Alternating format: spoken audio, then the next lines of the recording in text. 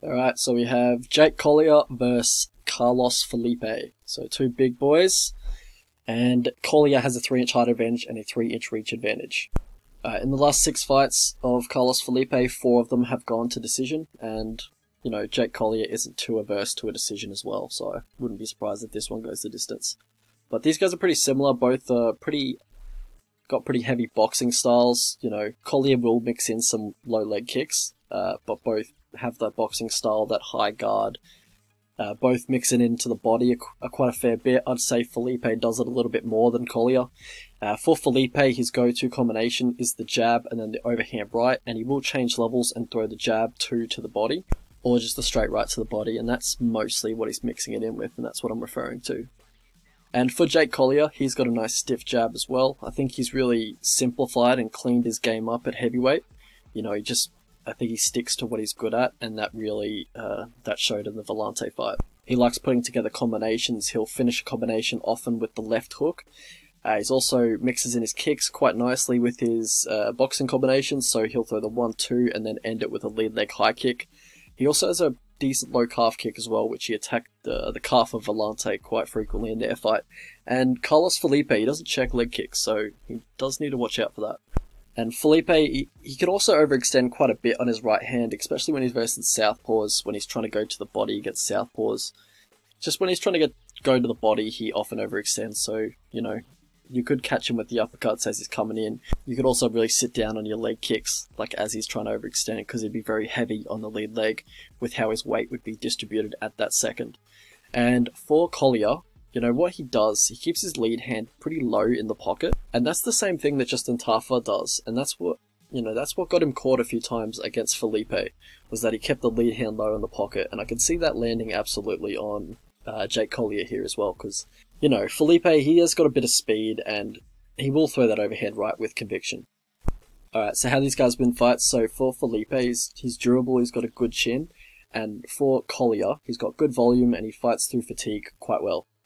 How these guys lose fights, so for Collier, I get the feeling he's a little bit flaky, you know, just going off the Aspinall, Miranda, especially the Dongy Young fight, like, he just looked really flaky there, looked like he kind of gave up. And in the Aspinall fight, like, I can't remember because I taped this fight ages ago, but I'm pretty sure he zapped him with the jab, and then Collier covered up, like his orbital was broken or something like that.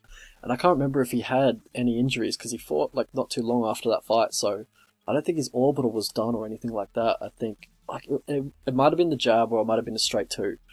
I can't remember. I thought it was just a jab, and he just covered up, like he just turtled on the ground and let the ref just pull Aspinall off him, so I didn't really like the look of that. Also, he will slow after 1.5 rounds in a high-paced fight, but as I said before, he does fight through fatigue quite well. And for Carlos Felipe, he's fairly one-dimensional, you know, saving grace that he's getting matched up with fairly low-tier heavyweights as well, just for now.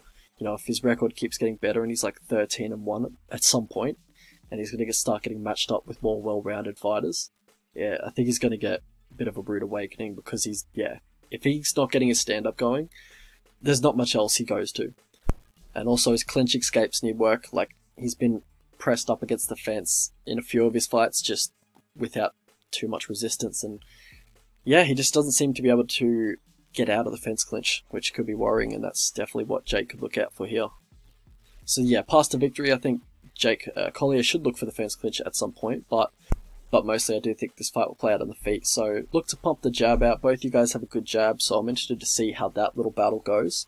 I do lean Felipe because of the speed of his jab and the snap of his jab, whereas Jake kind of sits down on his jab a little bit more, puts his weight into it, and really looks to get a stiff jab and do some damage to the face.